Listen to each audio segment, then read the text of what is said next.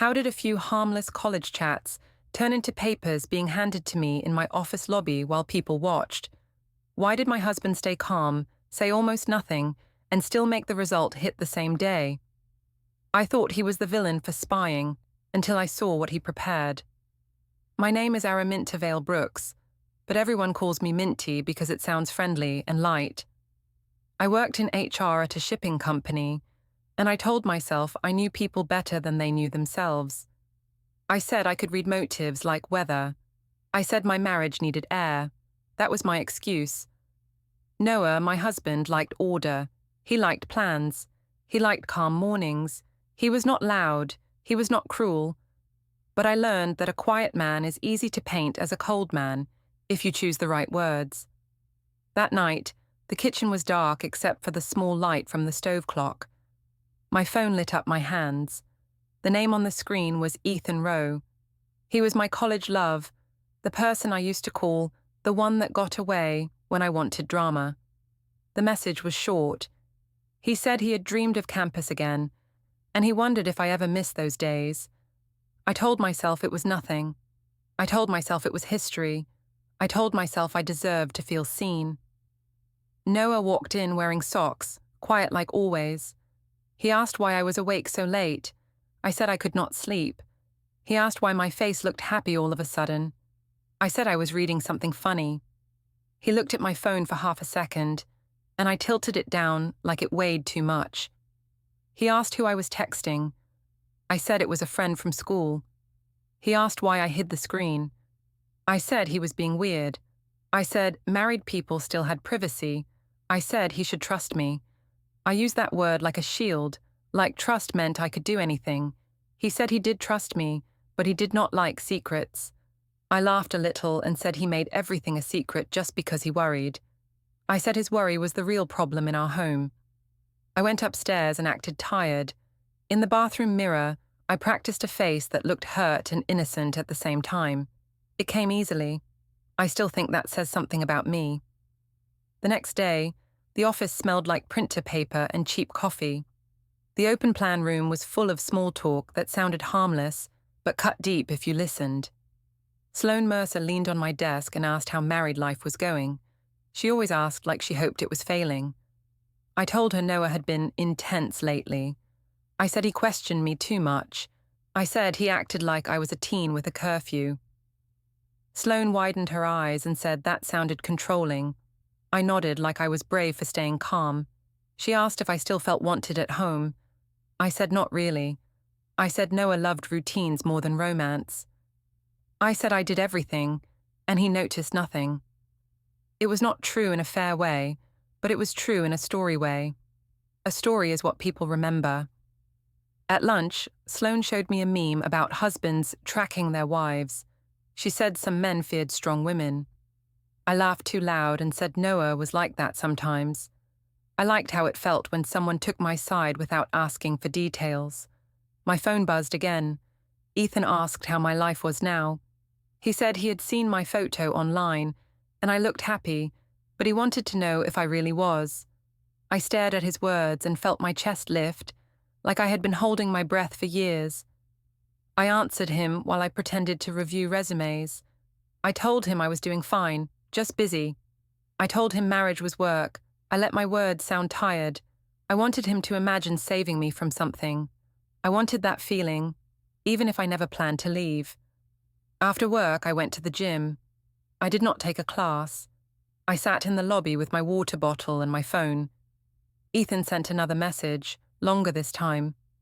He asked if I ever thought about him. He said he remembered my laugh in the library. He said life was short. I typed back that college was a different world. I typed that I sometimes missed being young. I typed that I missed being understood. I did not write Noah's name. That felt like betrayal in ink, so I kept it clean. Noah called while I was typing. I watched the screen ring once, twice. I did not answer right away. I wanted a small rebellion. Then I picked up and used a light voice. He asked if I was leaving the gym soon. I said I had just finished. He asked why it sounded quiet. I said the music was low. He asked if I could pick up milk on the way home. I said yes, like a good wife. I used chores as cover because chores sound honest. When I got home, Noah was at the table with his laptop open. Mia was coloring beside him. He smiled at her, but not at me. I did not like that. He asked how my workout was. I said it was fine. He asked why I looked distracted. I said work was stressful. He asked what kind of stress. I said he would not understand. That line always made him back up, and I used it on purpose. Later, when Mia was in bed, Noah stood in the bedroom doorway. He asked if we could talk. I said I was tired. He said it would be quick. I sighed like he was asking for too much. He asked if I was happy. I said I was doing my best. He asked if there was someone else. I laughed again, sharper this time, and asked if he had lost his mind. I said he watched too many shows. I said he needed to stop making problems. He said he had seen a name on my phone last night. He said it was Ethan. He asked who Ethan was. I told him Ethan was nobody now. I said he was an old friend from school who sometimes checked in. I said it was normal. I said Noah was turning normal life into a trial. I said his jealousy made me feel unsafe. That word, unsafe, changed the air. I saw it land on him like a weight. Noah asked if I would show him the messages so he could stop worrying. I said no. I said he did not get to demand proof like a boss. I said he was not my father. I said he should be ashamed for even asking. He got quiet. He nodded once, slow. He said he was not trying to control me. He said he wanted honesty. I crossed my arms and said, honesty did not mean access. I said trust was freedom. I said he was the reason I felt trapped. I watched his face tighten, and part of me felt satisfied. If he looked bad, I looked right. He left the doorway and went downstairs. I stayed in bed and scrolled my phone with the brightness low. Ethan sent a message asking if I wanted to catch up sometime. Just coffee, nothing big. I smiled and told myself it was harmless. In the morning, I walked past Noah's phone on the counter and saw a calendar alert pop up for 1 second. It showed a place name and a time, like Riverside 3 p.m. I did not know what it meant. Noah picked up the phone quickly and put it in his pocket. He asked if I wanted toast. I said I was not hungry. He asked if we were okay. I said we would be if he stopped accusing me. He nodded again like he was taking notes in his head. I went to work and told Sloane that Noah had started checking on me. She frowned and said that was not love. I agreed. I did not mention Ethan again, but I let her imagine the worst about Noah. It felt easier than facing what I was building. That evening, I watched Noah put a plain folder on a shelf in the hall closet. The label said household. He did it carefully, like it mattered. When I asked what it was, he said it was just organizing. His voice was calm, but his eyes did not move much. I told myself I was still in control. I told myself this was my life and my choice. Then my phone buzzed again, and Ethan's name lit the screen like a small fire I did not want to put out. By Friday, I had a rhythm.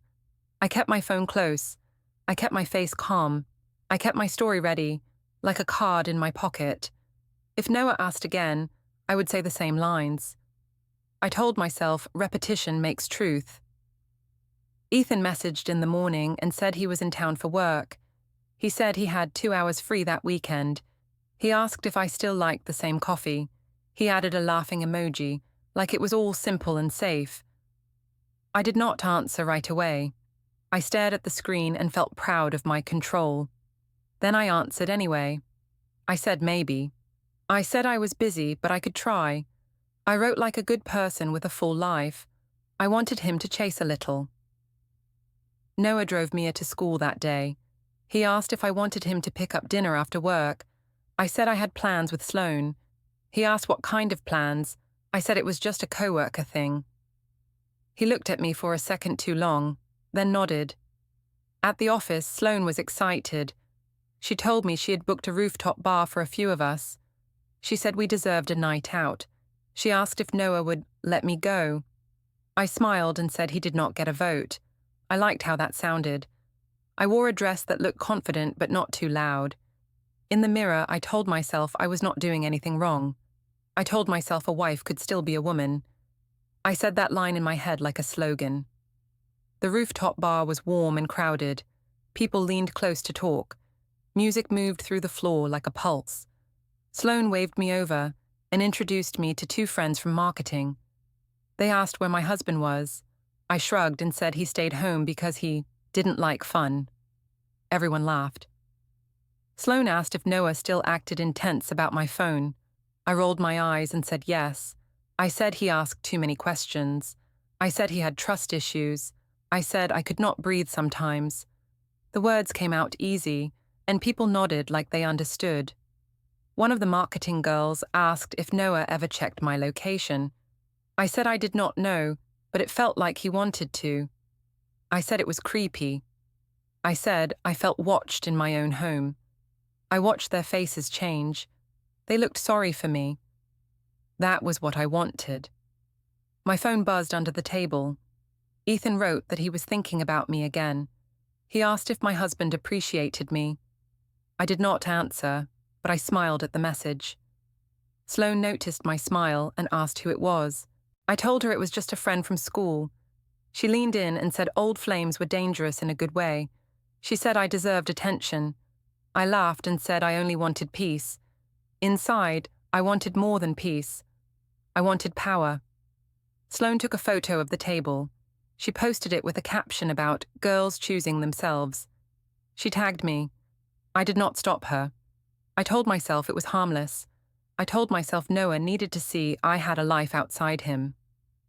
When I got home, Noah was in the living room, sitting with Mia's backpack open beside him.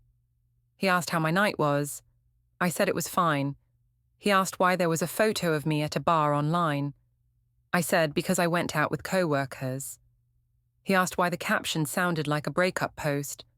I said Sloane was dramatic. He asked if I told people he was controlling. I said I told people the truth. He asked what truth. I said he questioned me and it made me tired. I said he needed to stop acting like a guard. He stared at the floor for a moment, like he was deciding what to do with his anger. He said he had not tried to stop me from going out. He said he just asked questions because my behavior changed. I shrugged and said his questions were the problem. I said if he trusted me, he would not need details. He asked again about Ethan. He asked if Ethan was texting me. I said yes sometimes. I said it was normal. I said Noah was acting like I was guilty. I used that word on purpose because it made him step back. Noah asked if I could show him the chat so he could stop imagining things. I said no. I said my phone was private. I said I would not be punished for having friends. I watched his mouth press into a thin line. He did not shout. That almost annoyed me more. The next day was my mother's birthday lunch, the kind where everyone sat at a long table and pretended nothing was wrong. The restaurant was loud and bright. Plates clinked. People smiled too much. Janice wore a big necklace and acted like the room belonged to her. Noah came because Mia wanted him there. He held Mia's hand and carried a small gift bag. He looked polite. He looked like a man trying to keep peace. I told myself that look was fake. Janice asked Noah about work. He answered in short sentences. She asked me if I was still stuck in that strict house. I laughed and said Noah liked rules. I said he liked to know where I was at all times. Noah glanced at me quickly, then looked away. My sister Cara leaned toward me and whispered that I should not poke him in front of everyone. I whispered back that Cara did not understand what it was like to be monitored. Cara frowned, like she was not fully buying it. During appetizers, my phone buzzed. I checked it under the table. Ethan said he could meet Sunday afternoon. He said he was staying near a bookstore. He asked if I could come alone. My heartbeat sped up and I felt alive. Noah noticed my hands. He asked what I was doing. I said I was checking the babysitter schedule for next week. He asked why I smiled. I said someone at work sent a joke. He did not laugh. He just watched me. Janice raised her glass and gave a speech about family. She said a good husband supports his wife and never makes her feel small. She looked at Noah when she said it. People laughed in that uncomfortable way, like they were not sure if it was a joke. Noah stayed quiet. He did not argue. He just cut Mia's food into small pieces and asked her if the chicken tasted okay. That calmness made Janice push more. She asked him why he always looked so serious. She said he should relax before he lost his wife. I smiled like it was funny. In the car afterward, Noah asked why my mother talked to him like that. I said my mother was honest. He asked if I encouraged it. I said he brought it on himself with his attitude. He asked what attitude. I said the attitude of not trusting me. He asked if I was planning to meet Ethan. My stomach dropped, but I kept my voice steady. I asked why he assumed that. He said because I hid my screen at dinner and smiled at messages. I said he was imagining things again. I said he needed help. Noah did not argue. He just nodded slowly, like he was filing my words away. He said he wanted a clear boundary. He said he wanted me to stop talking to Ethan privately. I laughed, small and sharp. I said he could not tell me who to talk to. I said if he tried, he would prove my mother right. I watched him grip the steering wheel tighter. He did not speed, he did not swerve. He just drove, steady, like a man choosing control over reaction. That night, I lay in bed with my phone turned down low. Ethan sent a final message. He said he missed me, and he asked if I would say yes. I typed yes before I could talk myself out of it. Then I erased it once, retyped it, and hit send. Downstairs, I heard Noah moving around in the quiet. A drawer opened, then closed with a soft click. The house felt split into two sides, and I told myself it was his fault for making everything so serious. I stared at Ethan's reply, one simple word, perfect, and I fell asleep, feeling like I had won something. Sunday came with cold light and a clear sky, like the day wanted to pretend it was clean. I woke up early and acted normal on purpose. I made Mia cereal. I asked her about a school project. I kissed her hair and told myself this was proof I was still a good mother. Noah walked into the kitchen and asked what our plan was for the day. I said I wanted to run errands and maybe stop by the office for a bit. He asked why I needed the office on a Sunday. I said HR never really stopped. He looked at me like he wanted to ask more, then he didn't. He just nodded and poured coffee. That quiet nod used to comfort me. Now it felt like a trap. I told myself he was being dramatic in his head. I told myself I was the one trying to keep life moving. I waited until after lunch. I told Noah I was going to a quick work check-in and that I would be back before dinner. He asked if I needed him to watch Mia. I said yes, but I said it like he was lucky to help. He said okay and asked me to drive safe. His voice was flat, but not mean. On the way out, I saw his phone on the counter. The screen lit up with another calendar reminder for a second. It showed a place name and a time again. I pretended I didn't see it. I told myself it was about work. Still, my stomach tightened like I had swallowed ice. I drove to the coffee shop Ethan picked. It sat beside a bookstore that sold used novels and campus-style notebooks. The whole place felt built for nostalgia. I liked that. I told myself it was fate and not a choice. Ethan was already there. He stood when he saw me, like we were in a movie. He said I looked the same, only more grown. I laughed and said he was flattering me. He asked how long it had been. I said too long. We sat in a corner booth. He asked about my life. I gave him a careful version. I said I had a job, a child, a busy schedule. I said I loved my family, but I said it like it was a chore. I wanted him to think I was strong and tired, not selfish. He asked if Noah treated me well. I said Noah was a good man, but I said he didn't understand me. I said he liked rules. I said he asked too many questions. Ethan frowned in a soft way and said, "Some men get scared when a woman has her own mind." I nodded like that explained everything. Ethan talked about college. He said he remembered me in the library, tapping a pen like I was making plans for the whole world. He said he liked that fire in me. I felt warm inside, and I hated how much I liked it. He asked if we could meet again while he was in town. He said it didn't have to be a big deal. He said it could stay our little reset. I told him that sounded risky. He smiled and said life was already risky. I should have stopped it there. Instead, I asked him if he was seeing anyone. He said he dated, but nothing serious. He said he wanted something real, not shallow. That line made me feel special, like I could be his real thing. When we stood to leave, Ethan asked if we could keep talking like this, without my husband overreacting. I told him Noah didn't need to know everything. I heard my own words and still felt proud, like I was clever. Outside, the wind cut across the sidewalk. Ethan asked if he could hug me goodbye. I said yes. It was quick. It was not graphic. It was still too much. I told myself it was normal for old friends. I told myself the guilt I felt was only because Noah trained me to feel guilty. That was a lie, but it worked for me in the moment. In my car, I checked my phone and saw a missed call from Noah. I waited a minute before calling back. I wanted to keep my power. When I called, he asked where I was. I said I had just left the office. He asked if I could hear traffic. I said I was near the main road. He asked if everything was okay. I said yes and told him to relax. I drove home and tried to breathe like nothing happened. At the house, Noah was helping Mia with a worksheet. He asked if my work check-in went fine. I said yes. He asked if I got anything done. I said I cleared emails and planned the week. He nodded, but his eyes stayed on me longer than needed. Mia asked if we could go to the park later. Noah said maybe. He asked me if I wanted to join. I said I had laundry.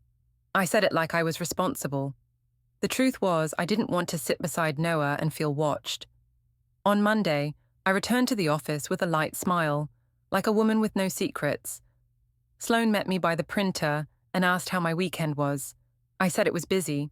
She asked if Noah behaved. I laughed and said he tried. She asked if I had seen Ethan. I froze for half a second. Then I acted annoyed and said, no, I only chatted with him online. Sloane said it was probably better because men like Noah get weird. I nodded. I liked that she kept blaming Noah for me. That afternoon, Noah texted me and asked if I could pick up Mia from school because he had a call. I said yes. At the pickup line, I watched other parents talk and laugh. I wondered which of them were lying too. Mia climbed into the car and asked why Dad was quiet lately. I said he was tired from work. She asked if Dad was mad at me. I said no, and my voice came out too fast. She stared at me and said she wanted us to eat together tonight. I said we would try. At home, Noah was in the kitchen. He asked how pickup went. I said fine. He asked why Mia looked worried. I said she was just hungry. He looked at Mia and asked what was wrong. She said she wanted a happy dinner. Noah nodded and said we would have a calm dinner.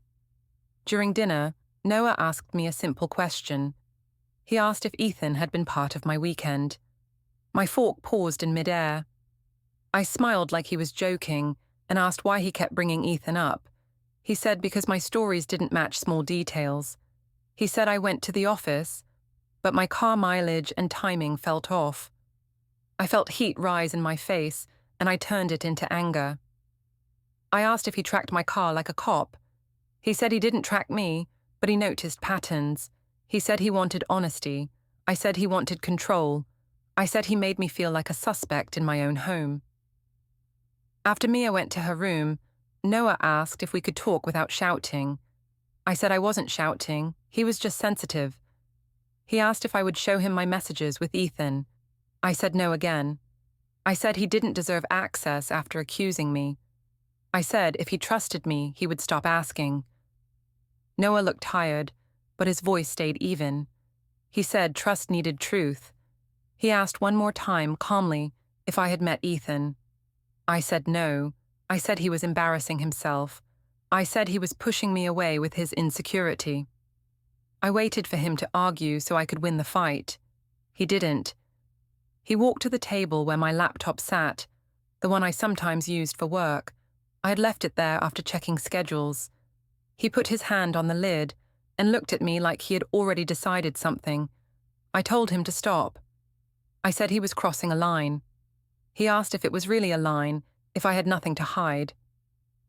I said it was still a line. I said he didn't get to test me. My voice shook, and I hated that it did. Noah opened the laptop anyway, slow and careful, like he didn't want drama, only answers. I stood frozen, trying to think of what he could see and what I could explain away. Noah opened the laptop slow, like he was handling glass. He did not slam it. He did not curse. He just sat down at the table and looked at the screen. I told him he was invading my space. I said he was proving my point. He asked what point. I said he did not trust me, so he wanted control. He said he was not looking for control. He was looking for truth. He clicked once, then twice. I could see a chat window pop up because my stomach dropped before my eyes even focused. I had left it signed in on my browser. I had told myself I was careful. I had not been. Noah asked what he was reading. I said it was old messages, nothing real. He scrolled and his face tightened. He asked why Ethan wrote that he missed me. He asked why I wrote back that I missed him too. He asked why there were plans with a time and a place. I tried to grab the laptop. He pulled it a few inches away, still calm. He asked me to sit down and talk like an adult. I stayed standing. I said he was acting like a cop. He said he did not need to be a cop because the words were clear. He asked if I met Ethan on Sunday. I said no again, because I was already in the lie and I wanted it to hold. He pointed to a line where Ethan wrote that he was waiting in the coffee shop. He pointed to my reply that said I was 5 minutes away. He asked how that was just online. My throat went dry. I switched tactics. I said Ethan was emotional and dramatic. I said Ethan wrote things like that to feel important. I said I only replied to be polite. Noah asked why polite meant secrets. I said because Noah overreacted to everything. He asked if I understood what I had done. I said I understood that he was breaking trust by reading my messages. I said he was the one crossing a line. I watched his eyes lift from the screen to my face, and I saw something change. It was not anger. It was distance. He closed the laptop. He asked if I wanted to keep lying, or if I wanted to be honest once. I said I did not lie. I said he twisted things to make me look bad. I said he should be ashamed for spying. Noah stood up. He said he was not going to argue about words on a screen. He said he saw enough. He said our relationship was over. I laughed like he was acting for attention. I told him he was being dramatic. He repeated it, slow. He said it was over. He said he would only talk about Mia from now on. I stepped closer and asked if he was really leaving his family over texts. He said it was not only texts, it was choices. He said it was disrespect. He said it was deception. His voice stayed even, and that made me panic. I said he was cold. I said he wanted an excuse to punish me. I said he never tried to understand my needs.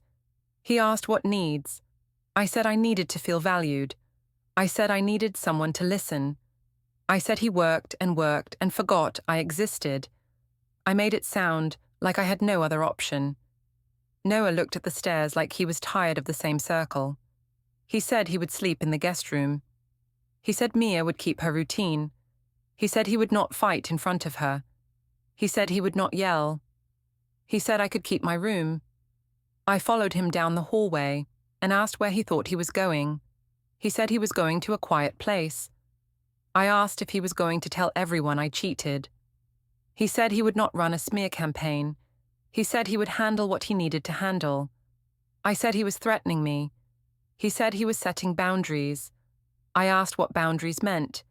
He said it meant no more private talks about our marriage, only parenting logistics. He said it meant no more late-night fights. He went into the guest room and shut the door. I heard a soft click like a lock turning. That sound felt like a slap because it was not loud, but it was final. I stood in the hallway and told myself he was doing this to scare me. I told myself he would come back in the morning and apologize. I told myself calm men always break later, and I could use that break to win. In the morning, he acted like a different person. He spoke to Mia with the same gentle tone. He made her lunch. He asked me only one question about pickup time. He asked if I could do Wednesday. I said yes. Then I tried to add a comment about how unfair he was being. He did not respond. My mother called around noon.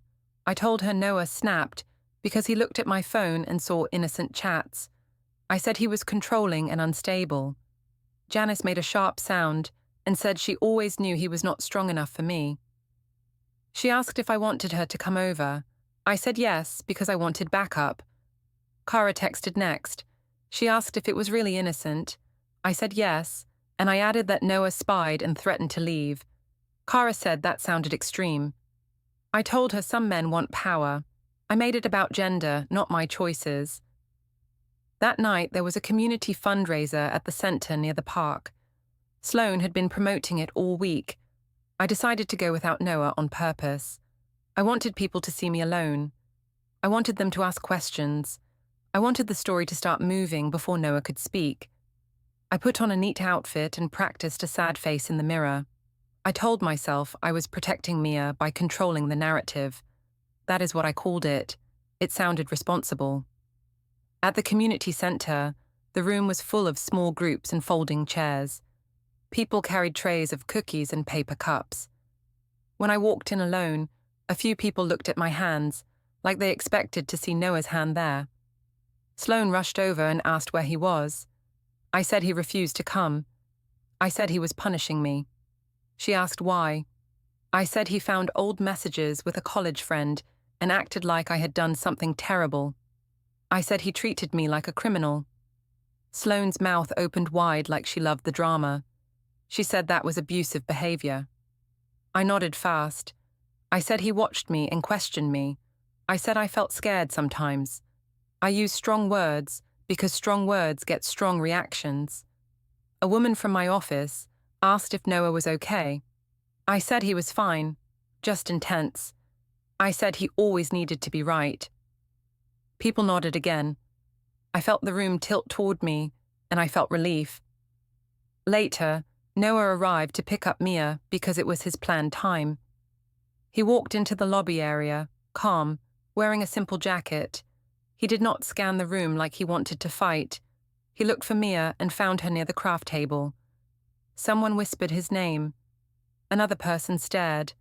I watched him from across the room and waited for him to explode. He didn't.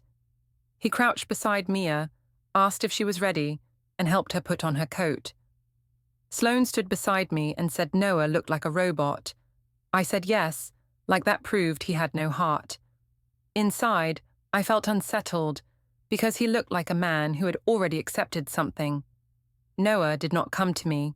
He did not ask for a talk. He did not plead. He simply waved at Mia's teacher and walked out with our child like it was a normal day. When I got home later, the house smelled faintly like toner, like someone had printed something and the air still held it. Noah's door was closed.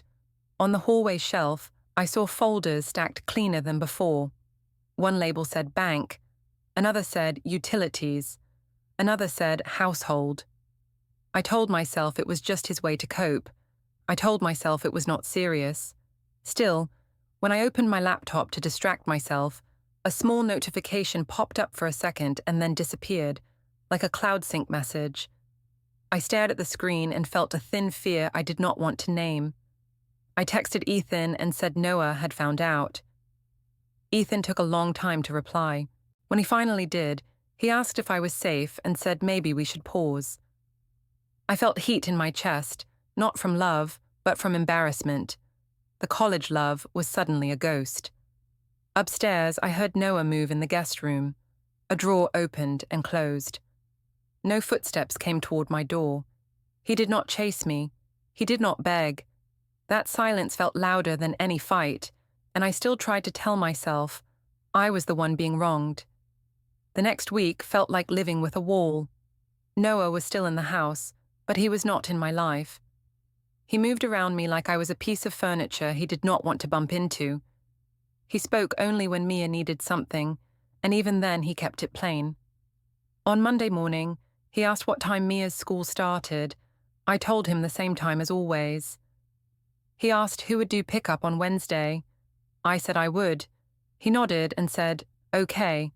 I tried to pull him into a bigger talk by adding that his coldness was hurting the family. He did not answer that part. He just rinsed his mug and set it on the counter, separate from mine. That separation made me feel small, and I hated it, so I decided I needed a fight. If he got loud, I could show everyone he was the problem. I could prove my mother right. I could prove my own story true. I pushed him at breakfast. I asked if he planned to punish me forever. He asked what punishment meant. I said the silent treatment. He said he was not giving silent treatment. He was setting boundaries. I said boundaries were just a pretty word for control. He said control was when someone lied and then demanded trust anyway. He did not raise his voice. He said it like a fact, and that made me feel exposed. At work, I told Sloane that Noah was acting scary calm. She asked if he was planning something. I laughed and said he was too passive to plan anything. I said he just wanted me to beg. I said he wanted power. Sloane said I should post again, something that showed I was a strong mother. I said maybe. I liked how easy it was to get applause without details, but the applause started to feel thin when my own life shifted in quiet ways. On Tuesday, I stopped at the supermarket after work. I picked up Mia's favorite yogurt and the cereal she liked. At the checkout, I slid my card like normal. The machine beeped and showed declined. I tried again. The cashier waited. People behind me sighed. My face burned. I laughed like it was a silly bank error. I used another card. It worked, but not for everything. I left items behind and told myself it was fine. In the parking lot, I called Noah. He did not answer. I texted him and said my card had declined and asked what he did. He replied 10 minutes later with one sentence. He said we would discuss finances through email and only during business hours. He added that Mia's needs were covered. That was it. I told myself he was financially abusing me. I told myself he was trying to trap me. I did not say out loud that I had spent money on little things that were not needs, like my own comfort and my own image. In my head, comfort counted as need. That night, I tried again to pull him into a fight. I stood by the guest room door and asked if he was proud of himself. He opened the door a crack and asked if Mia was asleep. I said yes. He asked what I needed. I said I needed my husband back. He said he could not be my husband while I treated him like a fool. I told him he was acting like I had slept with someone. He said betrayal did not need a bed to be betrayal. He said I hid a relationship, and that was enough. I laughed and said he was dramatic again. He said he was done being called dramatic. He said he would not debate reality. I tried a softer voice then. I said I felt lonely. I said Ethan was only a friend who listened. I said Noah never listened. Noah asked when I stopped asking him to listen. I said I did not have to ask. I said a good husband should just know. He shook his head and said that was not how adults worked. Then he closed the door again, gentle, like he was closing a book. On Wednesday, I went to the school pickup line like usual. Noah was already there, parked farther up than me. That annoyed me. It felt like he was taking my role. When Mia came out, she ran to Noah first. He helped her with her backpack strap. He asked her how her day was. She said she got a sticker. He smiled. He looked like a normal dad. I wanted him to look like a villain, and he refused. In the car, Mia asked why Dad slept in the other room. I said he was stressed. She asked if it was because of me. I said no. My voice sounded tight. Mia said she wanted us to eat together on Friday. I said we would. I said it fast, like I could force it to happen. That evening, Noah sent me a short message about Friday dinner timing. He wrote it like a schedule, not like a couple. I replied with a long paragraph about feelings and loyalty and how he was hurting Mia by being cold. He replied with one line. He said he would not discuss emotions over text and asked me to confirm pickup time. I stared at the screen and felt my control slipping. I went looking for proof that he was doing something. I watched him in small ways, the way I accused him of watching me. I noticed his phone buzzing and him turning the screen down. I noticed a sticky note on the counter that said, "Bring forms." I noticed a new key on his ring. I noticed he moved his laptop the moment I walked into a room. One night I heard a shredder hum for a few seconds. I walked toward the sound and asked what he was shredding. He opened the door and said junk mail. His face did not change. He asked me to go back to bed. I said he was hiding things. He said I was not in a position to demand transparency while defending secrets. I reached out to Ethan again because I wanted an ally, someone to remind me I was wanted. I wrote that I missed talking. Ethan replied hours later and said he did not want drama. He said my husband seemed serious. He said maybe we should stop. He ended with a line about hoping I figured things out. I read it 3 times and felt sick, not from guilt, but from rejection. The college love who made me feel powerful was suddenly cautious and far away. I wanted to blame Noah for that too. On Friday afternoon, Noah came home and went straight to the kitchen. He opened a drawer and took out a clean sheet of paper, then put it back. He washed his hands like he had touched something important. I asked what he was doing. He said he was making dinner for Mia. I said we needed to talk, for real. He asked what for real meant. I said I wanted to fix this, but I wanted him to admit he was wrong for looking at my laptop. He said he would not apologize for seeing what I left open. He said I could apologize for what I chose. I raised my voice. I said he was ruining the family. I said he was making a mistake. I said I could make him look terrible if I wanted. I wanted him to react. I wanted him to threaten me, so I could point and say, "See?" Noah looked at me for a long moment. Then he spoke in the calmest voice I had ever heard from him. He said he was not going to fight with me. He said he would not give me a scene. He said he would handle it properly. The next Monday, I walked into my office tower like I could still wear my normal face. I had coffee in one hand and my badge in the other. I told myself the weekend had cooled things down. I told myself Noah would soften. I told myself calm threats were just words. In the lobby, a man in a plain jacket stepped into my path. He asked if I was Araminta Vale-Brooks. I said yes and tried to keep moving. He said he had legal documents for me. I laughed like it was a mistake and asked what kind of documents. He said he could not advise me and asked me to confirm my identity again. I confirmed, because people were watching. He handed me a thick packet. I felt the paper like a weight. 2 co-workers slowed near the security desk and pretended not to stare. I opened the first page and saw my name and Noah's name together, like a label on a box. I called Noah right away. He did not answer. I texted him and asked what he was doing. He replied later with one sentence. He said we would speak only through a co-parenting app and only about Mia. He added that he would not fight with me in public. I tried Ethan next. I wrote that I needed help and that Noah had gone too far. Ethan did not reply. I looked at the lobby glass and saw my own reflection. I looked like someone who had lost a game she thought was fake. At lunch, I drove to the courthouse because the papers told me to show up the same day for temporary orders.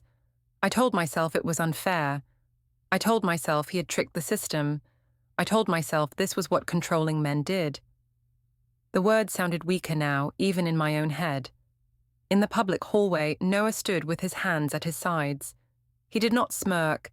He did not come close. He looked tired but steady. His mother Donna stood a little behind him. She did not glare at me. She just watched, like a person guarding a child's future. Noah spoke only when asked. He said he wanted stability for Mia. He said he wanted clear rules because we could not agree. When it was my turn, I said he invaded my privacy and punished me over messages. I said I felt targeted. I said he was trying to control money. My voice shook, and I hated that it did. Then the clerk read the result out loud. Temporary orders started immediately. They set a parenting schedule with specific pickup times. They required all communication to go through the co-parenting app. They limited non-child contact between us. They restricted large spending and transfers, so I could not move money around. They gave Noah temporary control of certain bills because he had records ready. I stood there while strangers walked past and heard my life turn into rules. Noah did not look at me when it ended. He turned toward the exit, already moving like this was the only safe way. The clerk said the orders were effective today.